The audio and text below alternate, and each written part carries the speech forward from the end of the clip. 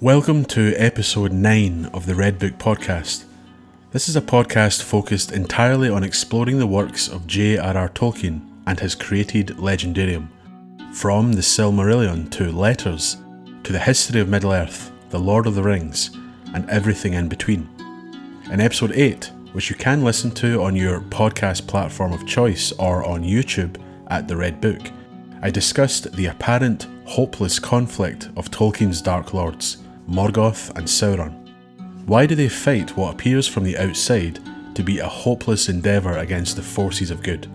Does the existence of Eru give either Dark Lord pause? Listen to that episode if an exploration of Morgoth's place in the world and Sauron's inherited corrupted world sounds interesting to you. I have other episodes you can listen to and plenty of videos and other topics you can check out on my YouTube channel. That is the place where you can leave comments and take part in discussions. Before getting into today's topic, I will remind listeners that those generously choosing to support through YouTube or Patreon membership can get access to exclusive content, videos and discussion servers. Always check out links in my descriptions for more information, as it is this generous support that helps the Red Book grow each day, making episodes like this possible. I can only assume that most, if not all of you listening to this podcast are aware of a novel called The Lord of the Rings. I'd go further and say that most interested in the content I produce have probably read it, and many of those will have read it multiple times. It is one of the finest works of literature ever produced, and one of the most beloved decades after its publication, and decades after its author's passing. It's a work that is divided into 6 books, and can be read in 1 volume or in 3 volumes: The Fellowship of the Ring, The Two Towers, and The Return of the King. Despite taking place in the land of Middle-earth with hobbits, elves, dwarves and wizards, The Lord of the Rings is a very human story, and you will not be hard-pressed to find those who claim it has had a profound impact when it comes to their own lives. I've always been an avid reader, but The Lord of the Rings has an important place in my own life beyond being just a book. It is because of this novel that I find Tolkien playing some role in my daily routine, from writing about his works, researching the legendarium, or discussing it with other fans. And when you have read the story over and over again, in my case at least 50 times, you start to grapple with more than what happens in the story. I've always been interested in discussing and answering questions related to the text itself, the author's style, the concepts that can be found when examining the written word. The Lord of the Rings is full of themes that can be and have been discussed since before I was even born, and will continue to be discussed long after I'm gone. I want to discuss some of these themes, and in this episode I will focus entirely on Volume 1 of The Lord of the Rings, or Book 1 and Book 2, The Fellowship of the Ring. The others will follow in future episodes. Some of these themes are pretty much universally recognised, and you will find them discussed on just about every site or paper that looks to examine Tolkien's work in this way. But each theme I will discuss will relate specifically to the first part of The Lord of the Rings, and will be a theme that I read into the story, that I agree with. I will back up what I am saying with quotes, as always, and welcome discussions on this topic. Please leave your comments and just what it is you take away from the Fellowship of the Ring. I want to very briefly preface my discussion here with my thoughts on allegory, as I guarantee someone will ignore everything I am discussing here and simply wheel out the quote about Tolkien hating allegory. Tolkien often discussed his work alongside the real world. The famous allegory quote is never given in full, and I always find it is some attempt to halt any discussions about the legendarium. I think Tolkien was more concerned with not blatantly mirroring our world through forced symbolism or messages, and the dislike of allegory is not a rebuttal for those who enjoy finding and discussing the symbolism within.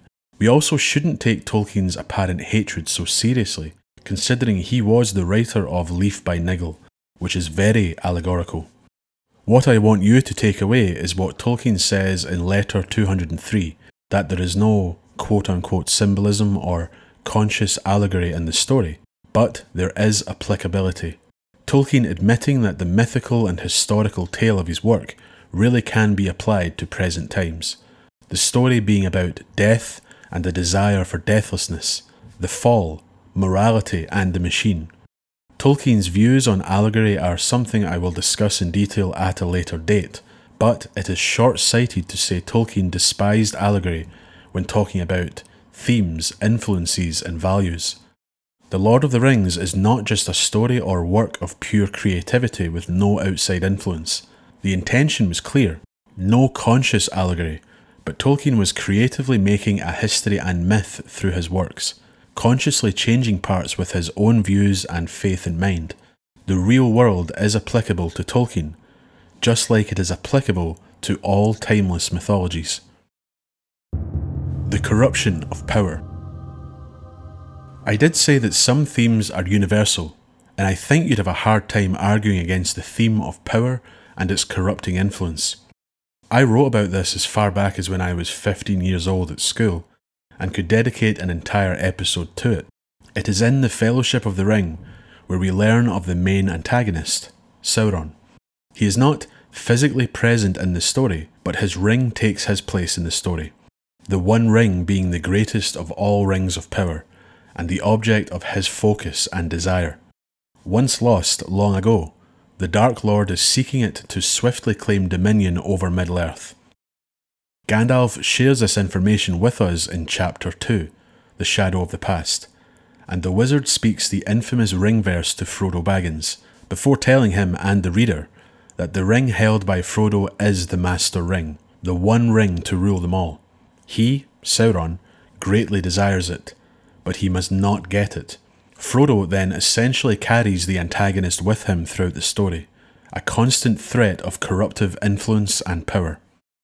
After Gandalf finishes frightening Frodo with talk of Dark Lords and magic rings, Frodo speaks of wanting to destroy it, or to have it destroyed. It doesn't take long for Frodo to offer the ring to Gandalf himself, believing he is unfit for this challenge, and it is here we get our first glimpse into the corruptive nature of power. "Look!" cried Gandalf, springing to his feet. "With that power I should have power too great and terrible.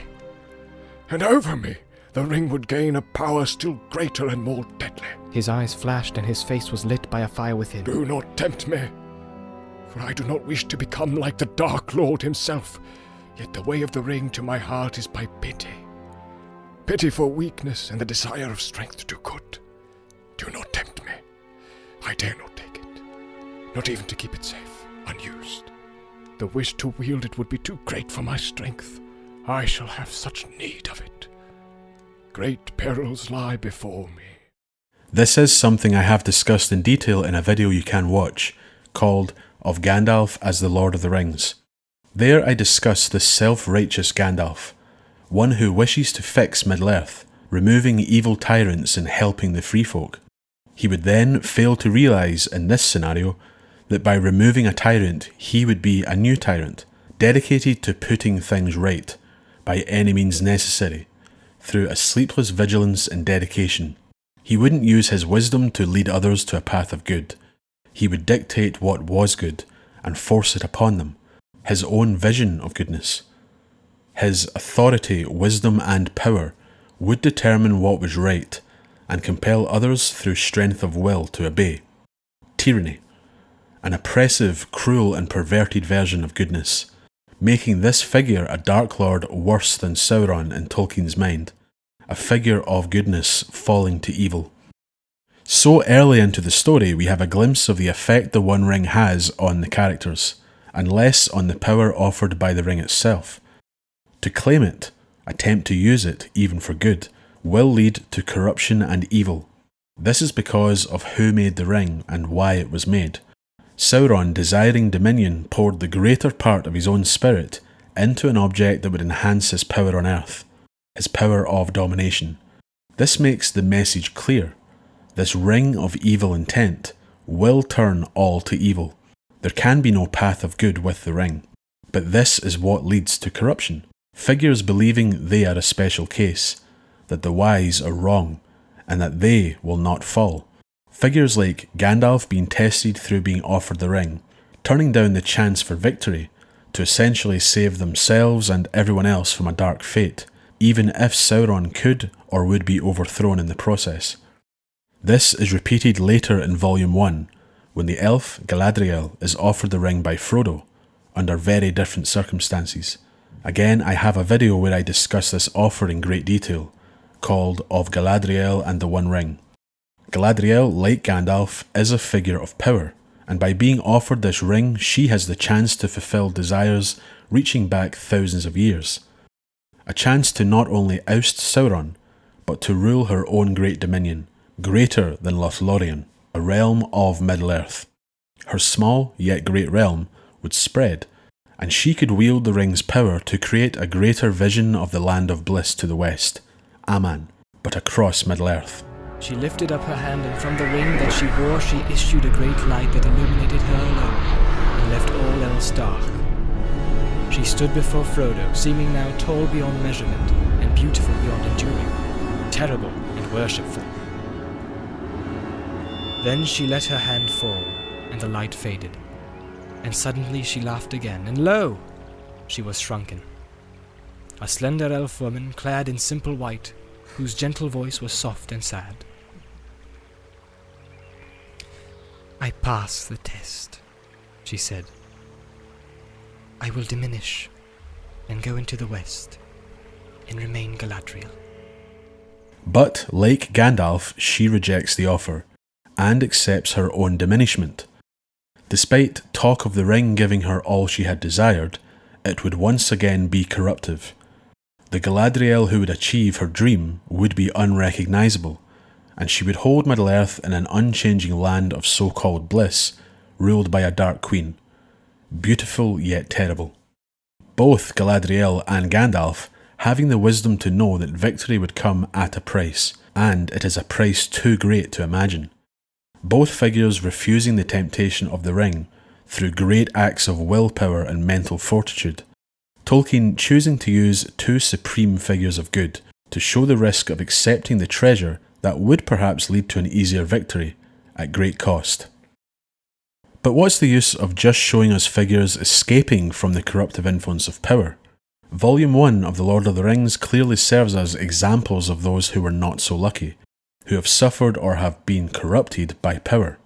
The first figure is one I don't want to discuss in great detail here, because I feel his importance when it comes to several themes in The Lord of the Rings would be best discussed in later volumes. Still, Gollum is mentioned in the Fellowship of the Ring, appears in the background, and should be discussed. Smeagol's history is shared by Gandalf in Chapter 2, a hobbit once living by the banks of the great river on the edge of Wilderland. Where Gandalf and Galadriel manage to understand the nature of the One Ring and reject it, Smeagol, more commonly known as Gollum, immediately seized it without even knowing or fully understanding what it was. After his friend and relative, Daigle, found the ring, he was murdered, strangled for the gold that looks so bright and beautiful. Gollum used the ring for power according to his own stature, learning of secrets through spying, due to the side effect of invisibility offered by the ring. But it led him to loneliness, and he then hid from the world for centuries, becoming more twisted. Over time, he became unrecognisable as a hobbit, unrecognisable as a creature of any civilised land, a rumour whispered about in the darkness by even orcs of the Misty Mountains, a monster to other monsters. The ring consuming him and leaving a wretched creature who loved and loathed his precious. And when the ring was lost, it consumed him still, until all he desired was the ring, nothing else. And while Frodo and other figures do not yet interact with Gollum, that comes in the next volume, he serves as a shocking reminder of the nature of corruption. His role is especially important considering he is of the same kind as Frodo. Look at what this object of power can do to you. Frodo not seeing him as a hobbit but a Gollum creature, a loathsome abomination who is so far removed from the notion of a hobbit that Frodo finds it hard to believe and offensive that there is any connection, even with Gandalf explaining all to him. But as Frodo's journey goes on and his wisdom grows, he does believe it, and does heed the warning about rings of power and what they can offer to anyone of any stature. Not all figures who could use this ring and be twisted are wizards or high elves or members of the wise, the ring can twist anyone who could be tempted to use its power. Next we have Boromir, a noble captain of the south from Gondor, a figure we see as similar to Aragorn, but of a lesser line despite his greatness. The son of the steward Denethor, Boromir is a hero of Gondor, brave yet growing despondent at the state of Gondor as Sauron's power grows. It is Boromir who suggests at the Council of Elrond, Book 2, Chapter 2, that the wise should use Sauron's ring against him. Silence fell again. Frodo, even in that fair house looking upon a sunlit valley filled with the noise of clear waters, felt a dead darkness in his heart. Boromir stirred, and Frodo looked at him. He was fingering his great horn and frowning. At length he spoke.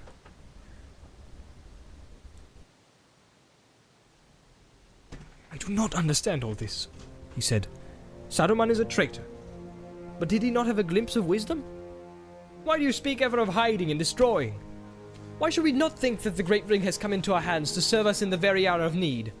Wielding it, the free lords of the free may surely defeat the enemy. That is what he most fears, I deem. The men of Gondor are valiant, and they will never submit. But they may be beaten down. Valinor needs first strength, and then a weapon. Let the ring be your weapon if it has much power as you say. Take it and go forth to victory."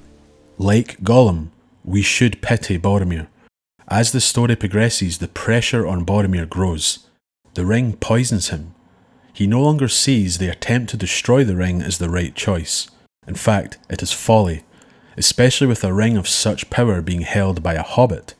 Surely Sauron will find him, easily take the ring from him, and all hope will be lost.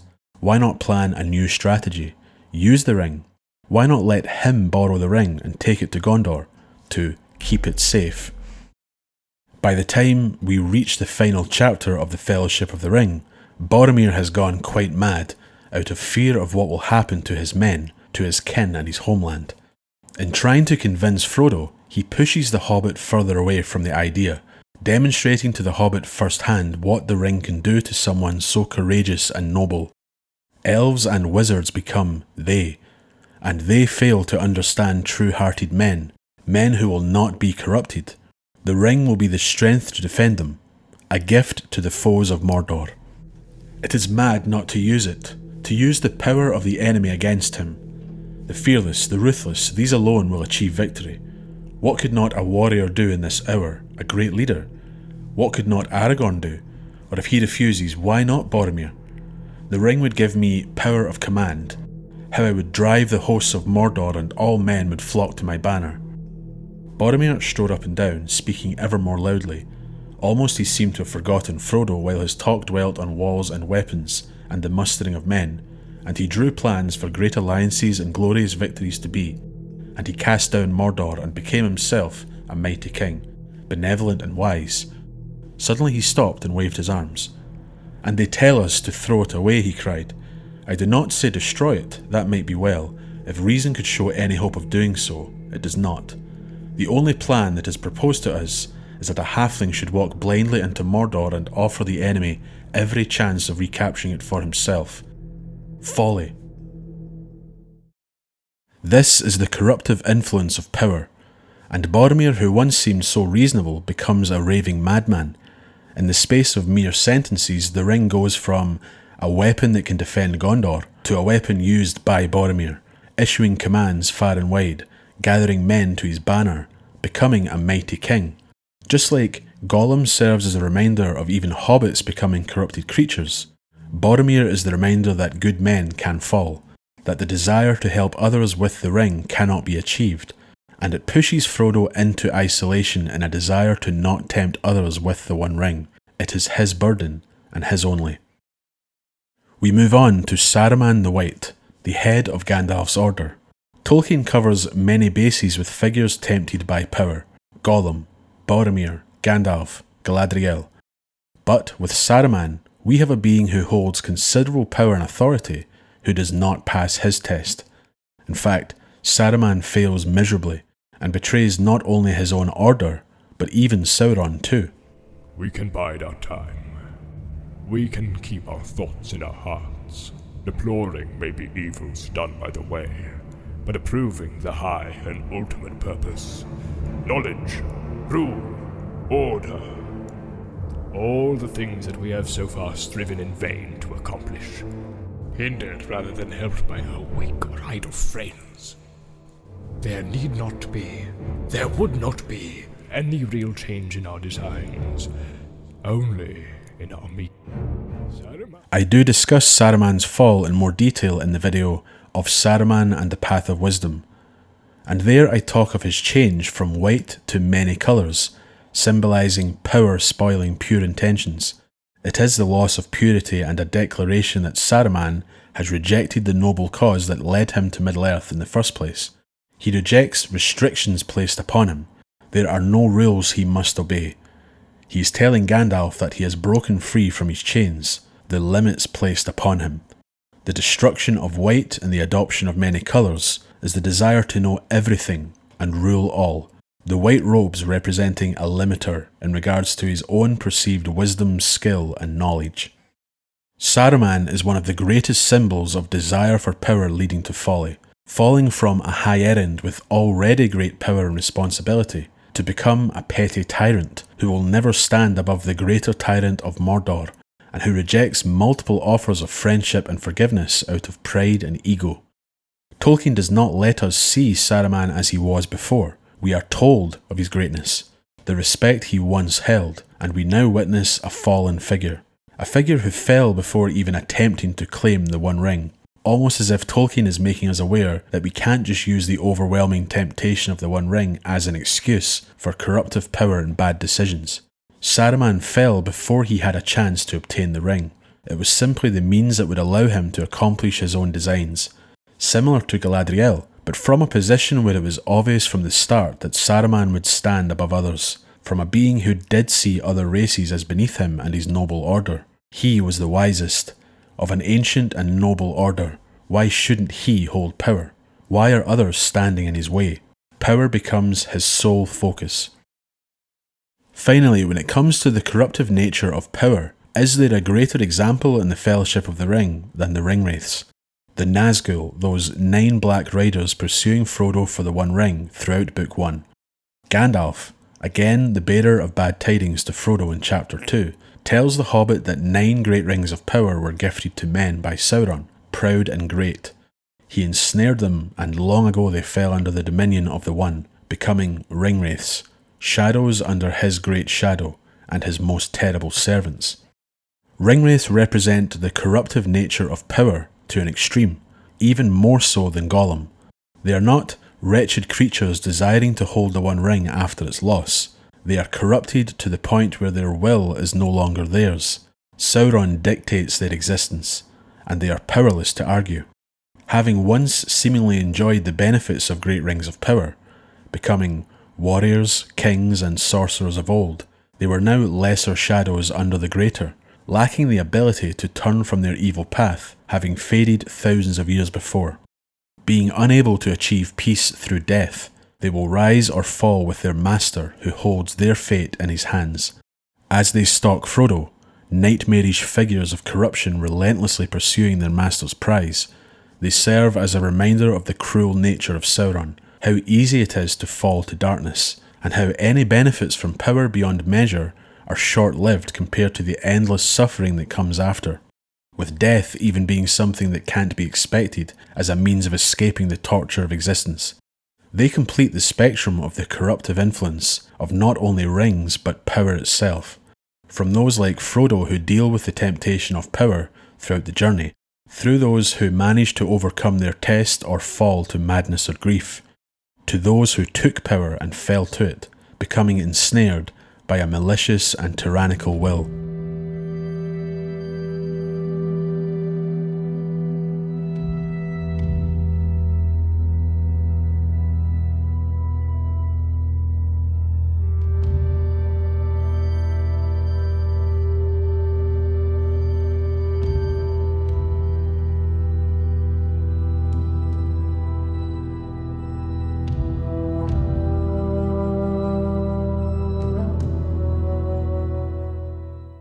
Good and evil. The distinction between good and evil in the Fellowship of the Ring and the Lord of the Rings as a whole is not too difficult to determine for even first-time readers. It is remarkably easy to list off characters and state whether they fall to the side of good or evil. This isn't George R.R. Martin, it's Tolkien. There is a lack of morally ambiguous or grey characters, but that does not equate to simplicity. Tolkien discusses this in letter 154 when speaking of those reviewing The Lord of the Rings, with some reviewers calling it simple-minded, a plain fight between good and evil, with all the good just good, and the bad just bad. Tolkien calls this pardonable, in part due to reviewers reading just a part of the work or being in a hurry, as well as being without the earlier written and then unpublished Elvish histories, which we can now read. Tolkien then goes on to say that even the elves are not wholly good or in the right in relation to rings of power, and viewing change as a regrettable thing. And that's where the complexity of Tolkien's use of good and evil can be found. Yes, Gandalf, Galadriel, Frodo, Aragorn and Sam are all on the side of good, and Sauron, Saruman, Ringwraiths and Orcs are on the side of evil. But the story and situation allows good characters to very quickly fall to evil, the fall being a fundamental theme of the entire Legendarium. It's not so much good and evil, rather it's the right path and the potential to fall and turn from it. In the same letter, Tolkien speaks of the issue not being so simple in a tale about war. He mentions Saruman, Boromir and Denethor as examples. As I am focusing on Volume 1, I can't really discuss Denethor at the moment, but the other figures are present in this volume. As I discussed in the last section, Saruman is the fallen head of Gandalf's order, and it is very easy for us to compare him to Gandalf. Both are wizards. Both are ancient and are in Middle-earth with a higher purpose, with divine authority. And while Gandalf dies in the Fellowship of the Ring, his return is not revealed until the Two Towers, a return where he claims to be Saruman as he should have been. Saruman fell long ago to evil, desiring power, desiring even greater authority beyond the already great authority he possessed. Gandalf represents good, staying on the true path, still taking risks but not cutting corners and placing the end goal above the freedom of individuals. Gandalf could have fallen, before the story and during it, but he does not, and is later rewarded for the part he plays in the tale. You cannot pass, he said. The orcs stood still, and a dead silence fell. I am a servant of the secret fire, wielder of the flame of Arnor. You cannot pass! The dark fire will not avail you! Flame of Ultun! Go back to the shadow! You cannot pass! Gandalf does not protect his friends and companions for the promise of a reward. He does so fully knowing he can perish. He protects them because he has the power to do so, and only he can stand against such a foe at this moment in time. It is the right thing to do, and Gandalf sacrifices himself and potentially the quest in order to save lives, to stand against evil and refuse to allow it to continue on its path. There are few other examples that blatantly show the polarity between good and evil than Gandalf's confrontation with the Balrog in Moria. It is a sacrifice that would not have been performed by Saruman, a selfish figure who places himself above all others, as evil figures tend to do. And Boromir is once again an example that can be used to discuss good and evil. A mortal man with mortal failings, who succumbs to the temptation of a ring that few could hope to resist. But Boromir did not fall to the ring out of some generic evil plan to rule all men or become king. He fell due to impatience, fear, frustration, and a desire to defeat evil. He falls as all good figures can potentially fall, but his heart is good, and Volume 2 sees his redemption before his death. So not only can good figures potentially fall, but they can also come back from the brink. Evil is not permanent, and chances can be offered or found to allow figures to return to the side of right. Boromir, Saruman and even Gollum can't be discussed fully from only the first 2 books of The Lord of the Rings, and I will talk about them more in later episodes when it comes to not only good and evil, but pity and compassion, But what about the walking enigma that is Tom Bombadil, a strange creature who only appears in Book 1 of The Lord of the Rings, and a divisive figure at that? Now, I wouldn't claim that Tom Bombadil is evil in any way. He is so far removed from the troubles of the world that he exists out with the conflict of the story. He is essentially a pacifist, but represents something important to Tolkien, in his own words. If Tom Bombadil did not serve some function, he would not be in the story, and only lacks importance when it comes to the narrative itself. With the story cast in terms of good and evil, beauty against ruthless ugliness, tyranny against kingship, moderated freedom with consent against compulsion that has lost any object save mere power. Both sides, good and evil, conservative or destructive, desire some kind of control. And if you have renounced control, taking delight in things for themselves without reference to yourself, watching, observing, knowing, then the rights and wrongs of power become meaningless. The means of power becomes valueless. It is the view of the natural pacifist in times of war. In Rivendell, the view is that it is an excellent thing to have represented, but there are things with which it cannot cope, and upon its existence nonetheless depends. What does Tolkien mean when it comes to Tom and good and evil? Despite Tom's position as a natural pacifist, he would require a victory for the West, for good, in order to continue or survive. Nothing would be left for him in a world where Sauron wins. If his view of good and evil was upheld by others, then he would have failed. Pacifism in the face of evil then becomes an ideal that cannot be allowed when there is evil to fight. When evil like Sauron exists, even the pacifist must face it or risk destruction. Suddenly, Tolkien's use of good and evil in the story becomes far more complex. Mythology and history. One of my favourite aspects of Tolkien's writings, in not only the Fellowship of the Ring, but in the entire Legendarium, is his use of mythology and history as part of the storytelling and world-building process. Mythology really describes past events as more glorious than the present, and Tolkien writes in what we really should call a mythic mode. Throughout Volume 1, we are told of lost grandeur by the figures living in that world. There is a sense of ancientness in the world, the events of the Fellowship of the Ring taking place in a realm that already has a long and detailed history. It is so long and detailed that the figures we are reading about share its history as mythology. Stories and songs are told to bring the world to life, over the use of an omniscient narrator who happens to just know everything. Characters speak in other languages. Poetry is read or sung. There are inscriptions on weaponry and doors, inscriptions that can't be read by all who see them.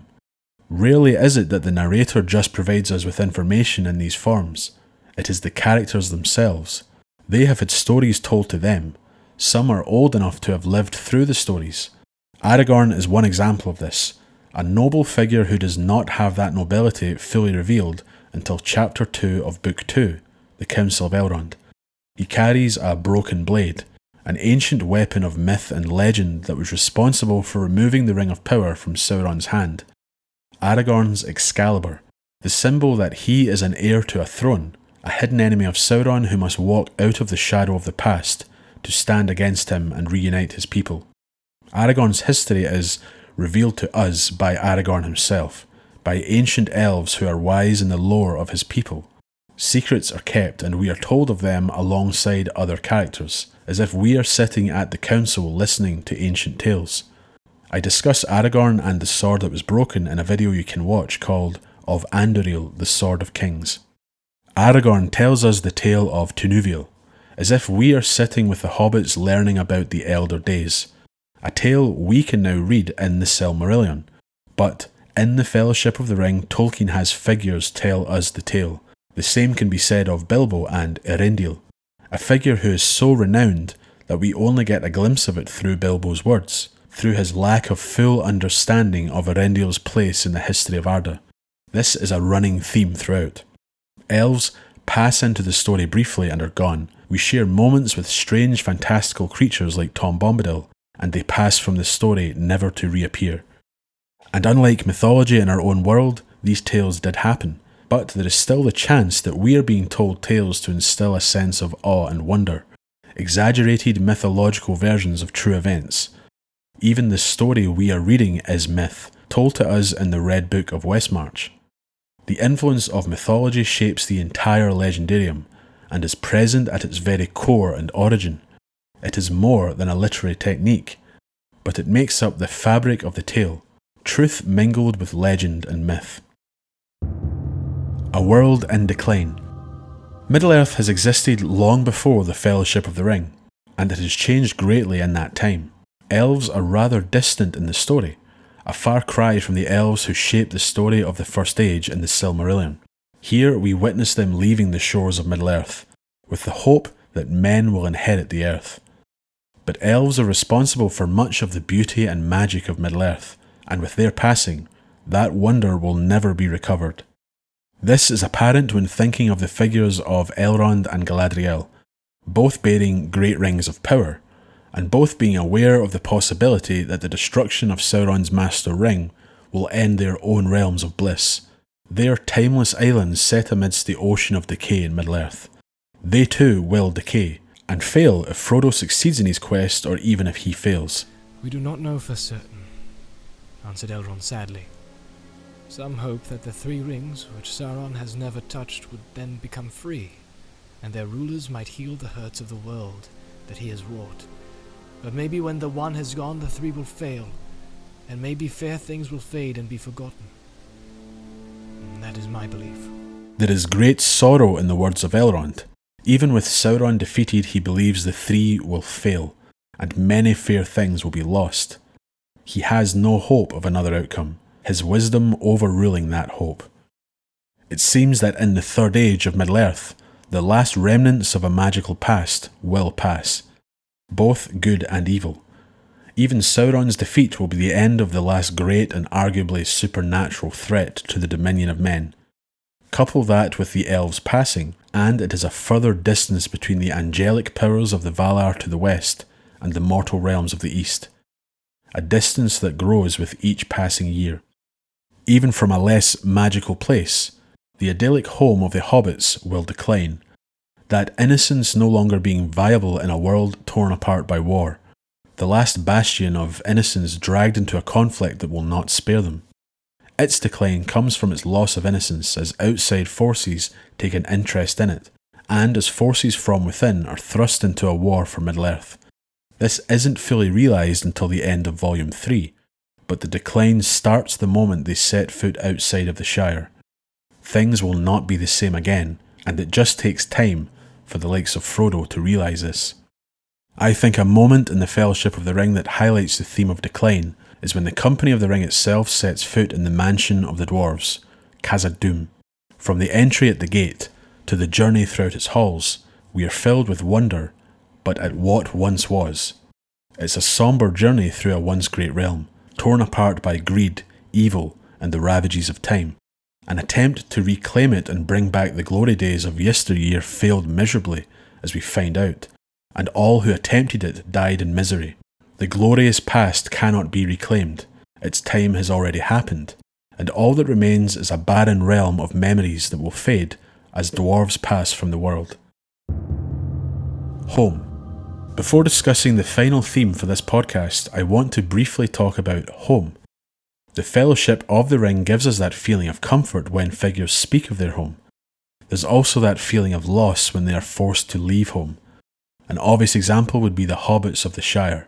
We see them live carefree and happy in their land of innocence, with Frodo yearning for adventure like Bilbo once had in The Hobbit, an adventure with dwarves, dragons and treasure. But for Frodo, he realises quickly how much he loves and misses his home when he is forced to leave it and make his way to Rivendell, forced through his pursuit by Black Riders from the Dark Land, Mordor. When he volunteers to carry the ring beyond Rivendell to the Dark Land, Frodo believes he will never see his home again, and with each step he takes, his belief is reinforced. In that lonely place, Frodo for the first time fully realised his homelessness and danger. He wished bitterly that his fortune had left him in the quiet and beloved Shire. He stared down at the hateful road leading back westward to his home. And as I have discussed in previous sections related to the world in decline and mythology and history, the dwarves and elves care deeply for their homes too. With dwarves, the ancestral home of the chief of their race has become an abode of orcs and even a Balrog. An attempt to reclaim it has failed, and we are only told in mythical language that one day it will be reclaimed. For years, many of them have been nomadic and isolationist, separating themselves from the rest of Middle-earth, lost without a home. With elves, they are leaving Middle-earth, and our visits to Rivendell and Lorien are melancholic. Great lands of timeless bliss are going to end. Homes they have made for themselves for thousands of years will pass, and these journeys we are witnessing will be the last undertaken in this age of the earth. But hope lingers as it always does. A home ending for the elves is an opportunity to return to their true home, across the sea in the land of the undying. Finally, Aragorn, the heir to a kingdom, is seeking his home. Long has he wandered as a ranger across Middle-earth, to lands where the stars are strange, but his time has come. We see the reforging of his broken blade, the ancient sword of Elendil, Narsil, becoming the flame of the west, Anduril. With it he seeks to wield it against his enemies, and return the house of Elendil to the land of Gondor. With Aragorn, it's not that his home has been lost, save the Kingdom of the North. It is that the war will lead him to his home, to his destiny. Friendship. There are still many themes I haven't discussed. Maybe a second part is in order, but the final theme I want to discuss is the theme of friendship and the power it holds. Throughout the Fellowship of the Ring, even in the name of the volume itself, friendships are made, challenged and developed. Tolkien uses the early chapters of the tale to show us the great friendship of the four main hobbits, Frodo, Sam, Merry and Pippin. Examples of close emotional bonds that make the entire quest to destroy Sauron's ring possible. It cannot be done alone. Everyone Sauron aims to rule must come together in fellowship. When the fellowship breaks at the end of Book 2, Frodo does not want to risk the lives of his friends in what seems like a hopeless journey, a task that he volunteered for, so why should they suffer for his burden? But, as far back as Chapter 5 of Book 1, A Conspiracy Unmasked, Frodo should have been aware that his friends want to help. They want to go with him, through the good and the bad, for they do not want to see their friends suffer needlessly and alone. The courage of hobbits holding a power in its own right. Sam cannot be parted from Frodo, and Frodo realises this, and they enter Volume 2 of the story together to continue on the quest. Merry and Pippin are also together, but under very different circumstances, having been kidnapped and moved with all haste to Saruman's doorstep. Choices are made to save friends, much like Gandalf choosing a noble sacrifice to save his companions. Choices that almost overrule the quest itself. Aragorn choosing to save his friends rather than follow Frodo on his journey. The love and friendship shared by all these characters is something that Sauron has never had and never will. It is a power he cannot obtain by force, or overcome by force. That is because you do not understand and cannot imagine what lies ahead, said Elrond. Neither does Frodo, said Gandalf, unexpectedly supporting Pippin. Nor do any of us see clearly. It is true that if these hobbits understood the danger, they would not dare to go, but they would still wish to go, or wish that they dared, and be ashamed and unhappy. I think, Elrond, that in this matter it would be well to trust rather to their friendship than to great wisdom. Even if you chose for us an elf lord, such as Glorfindel, he could not storm the Dark Tower, nor open the road to the fire by the power that is in him. It serves as its own weapon against an overwhelming evil in Mordor. Even Gandalf trusts in its power when he recommends that Frodo's friends be included in the Company of the Ring, trusting in their friendship over the might and power of elvish lords, such as Glorfindel. Friendship is not restricted to hobbits, as we witness the developing friendship of the dwarf Gimli and the elf Legolas, a friendship that blossoms by the time the company leaves the Golden Wood towards the end of Book 2. Carried forward in the story to show that even races with strained relationships can be brought together in times of strife against greater evils. Not only do they grow to respect each other, they love each other, caring enough to be willing to sacrifice oneself to save the other. True friendship in the face of evil. Again, these are strengths not possessed by the enemy. To Sauron and Mordor, friendship, love, camaraderie are weaknesses. They are unimportant because forces of evil do not understand them, meaning they fear them. The importance of friendship is found in Chapter 1 of the Fellowship of the Ring, through to the final chapter of the Return of the King, and without friendship, Sauron would not have been defeated.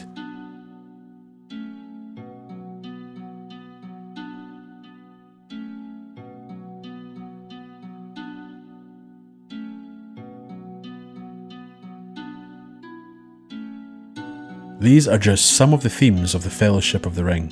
I did not cover perseverance, compassion and pity, fear as a weapon, or technology related to the fall.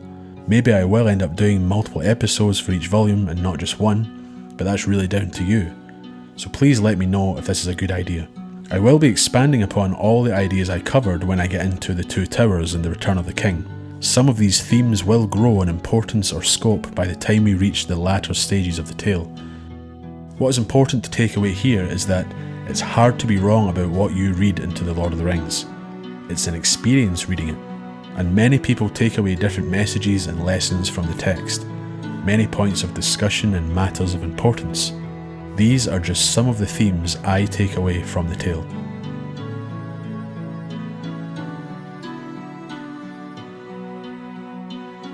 Thank you for listening to this episode. I want to personally give a shout out to my top tier supporters over on Patreon for their continued engagement and encouragement. Thank you to Ailyn, Grant, David, Joel, Oliver and Victus. I hope you and everyone else enjoyed this episode and will return for the next chapter of the Red Book.